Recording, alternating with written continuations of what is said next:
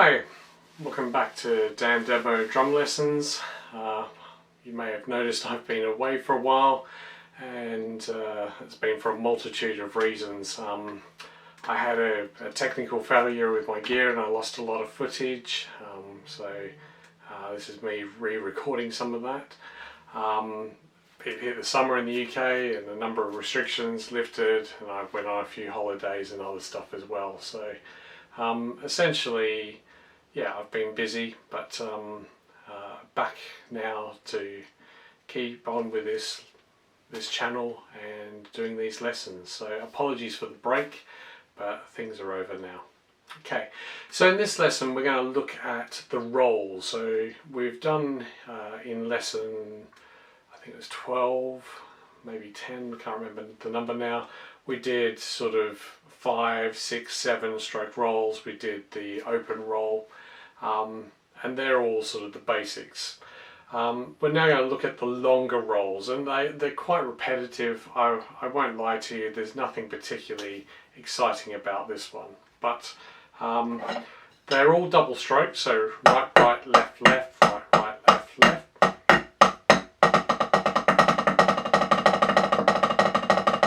Remember, when you roll, slow, wrist. Getting faster, you start to move your arms up and down and use the underneath of your fingers. So the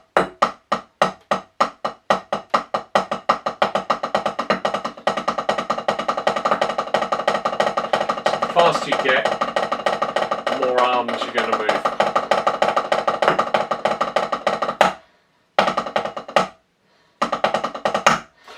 And a lot of these rolls will rotate between left and right, or you do them right led first and then left led.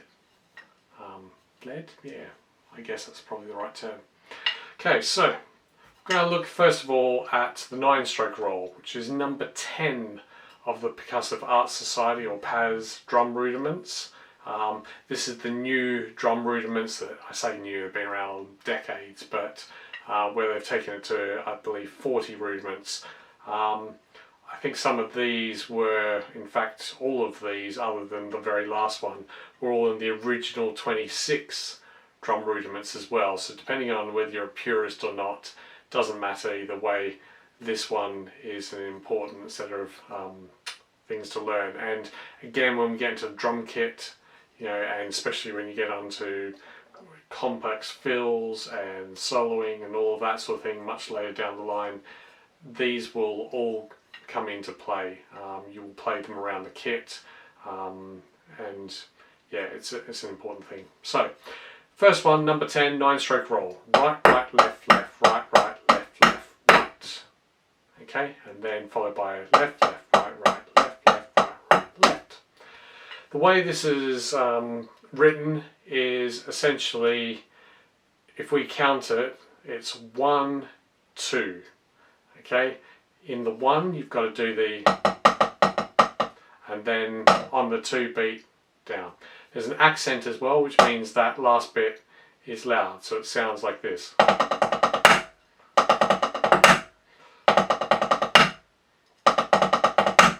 Okay, so if we did it at 70 beats per minute, turn on my trusty metronome,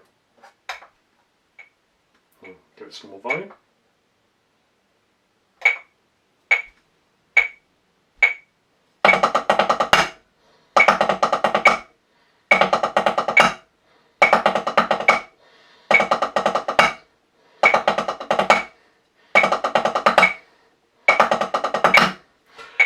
Okay, so that is the tempo that we go with to begin with.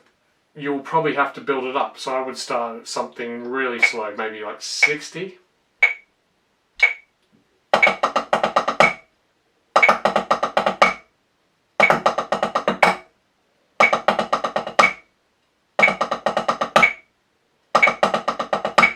At that speed you should be able to do it all from wrist. So if you haven't got good bounce yet, and you're still developing that technique, you should be able to, even with help. Okay, obviously if you can get your fingers moving, you can get more bounce, you can get it faster.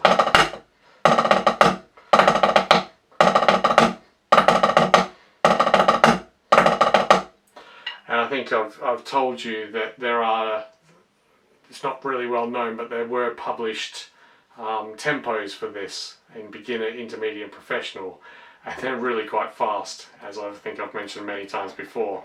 So the 9-stroke starts at 100, that's beginner pace.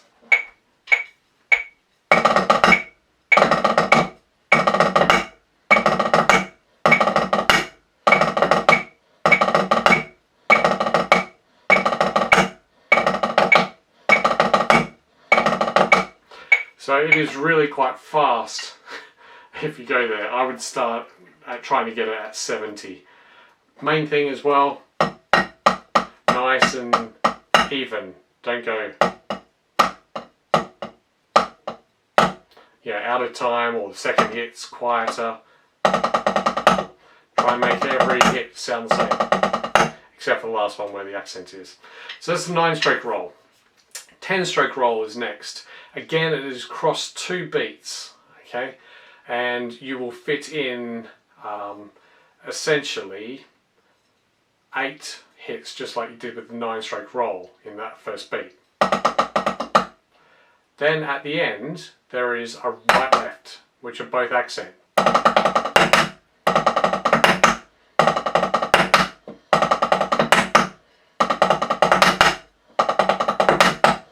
Okay, so it starts moving 1/16 past the end of the first beat. So it is essentially a 9-stroke roll with 1/16 added onto it.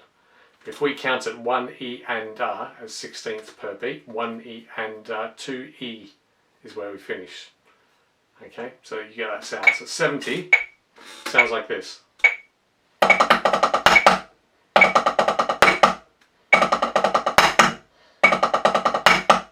And left.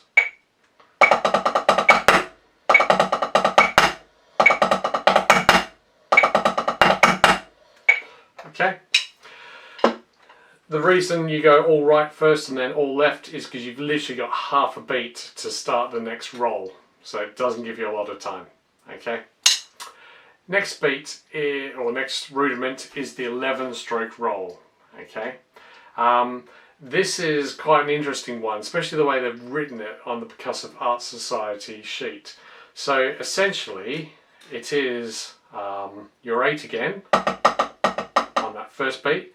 Then there's one more double, and you're on the and. Okay, so it goes.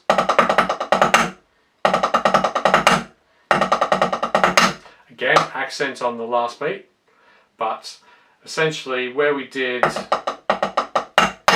on the 10, that first of those single strokes becomes a double on this.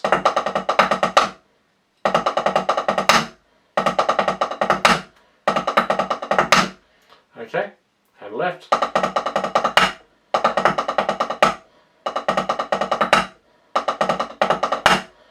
Okay, so again, to the metronome.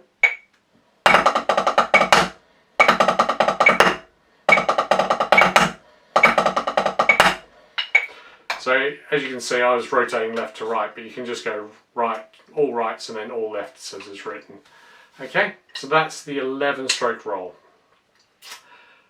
Very, very interesting one now, 13-stroke roll. And from here on in, where we get into 13, 15, 17, the rolls become faster. You have to fit in more rolls per beat. Okay? Okay? We'll end with the hand that you started with. The last double is actually the beginning of the next beat. Okay? So you've got right, right, left, left, right, right, left, left, right, right.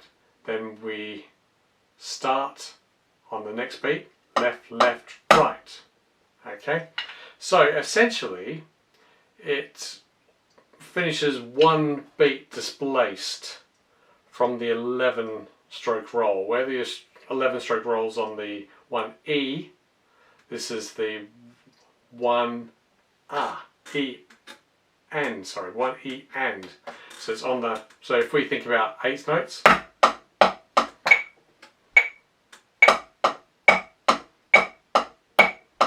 the in-between beat is where it's ending, okay?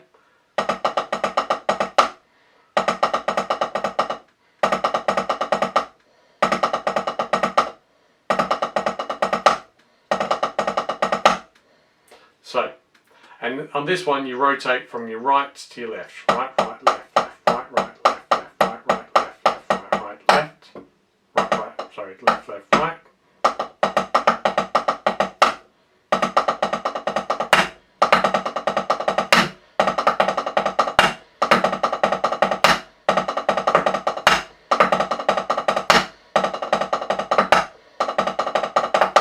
Okay, so that is it.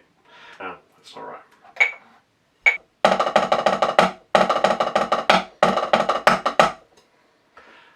So the next one is a 13-stroke roll, and this is where the double changes tempo really. Okay, so we are now got to fit quite a few. We got to fit 10 essentially instead of 8 into that first beat. So right, right, left, left, right, right, left, left, right, right. Then the next beat starts left, left, right, and the accent's on that last hit.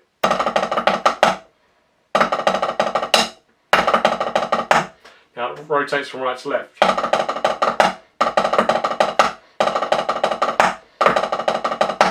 Okay, simple as that. So it's a very odd roll, this one. I can't actually think of a context where we use it. 15-stroke roll is just a monstrous roll, if I'm honest. And again, unless you're doing military type snare drumming, I don't think you'll ever get to something this sort of length. But it is right, right, left, left, right, right, left, left, right, right. So same as the 13. Then we have left, left, right, right, left. And it's on the 1E and 2E and A. So literally you're finishing it and then going straight into the next one.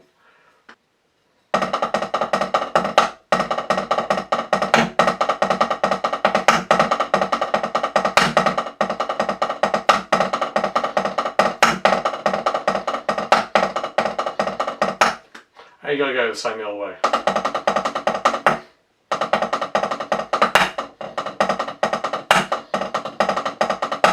And as you can hear, you've literally finishing the roll and you're going straight into the next one.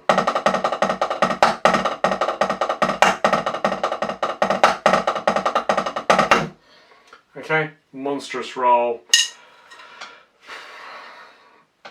We do it because it's good to learn it and it's good to know all your rudiments, but at this sort of length I can't actually think of many contexts where you'll be playing that other than military snare. So the next one is the 17-stroke roll. This is part of the newer 40 rudiments. It is not part of the original 26 PAS rudiments that were initially published. So this has been added as an extension onto all the other rolls that we've done in this lesson.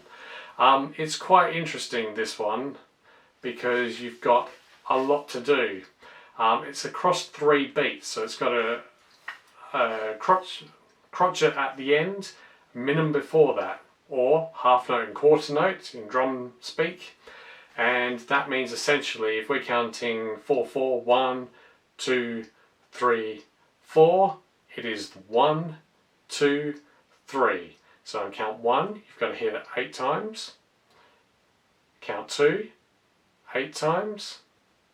And then on that final bit, you will hit that last accented note. Okay?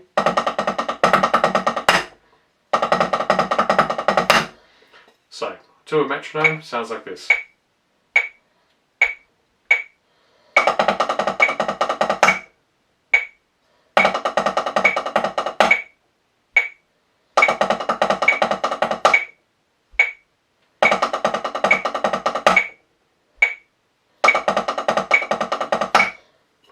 So again, it changes the pace of the double strokes. So that is the 9-stroke 10, 11, 13, 15 and 17. I'll be honest with you, unless you're going to get into snare drumming, military snare drumming, stuff like that, you probably will rarely use the rolls of this length. You will generally use the smaller ones like the 5, the 6, the 7s. Some of the things like 9s and 10s can be interesting as something different, but once we get above, certainly above 11, they become quite abstract and you wouldn't use them in modern day music. They're more for old school sort of jazz and military snare applications. So I hope that's been useful to you. Again, I'd like to apologise for the massive gap that we've had before this lesson has come out. I know for those who are following this, it's been something that's been quite painful, but back on track now. The technology's working again. My summer of multiple holidays and taking children to university and all the other things are over, and I'm back at home, which is great. So more of these lessons will come. I'll see you next time. Thank you.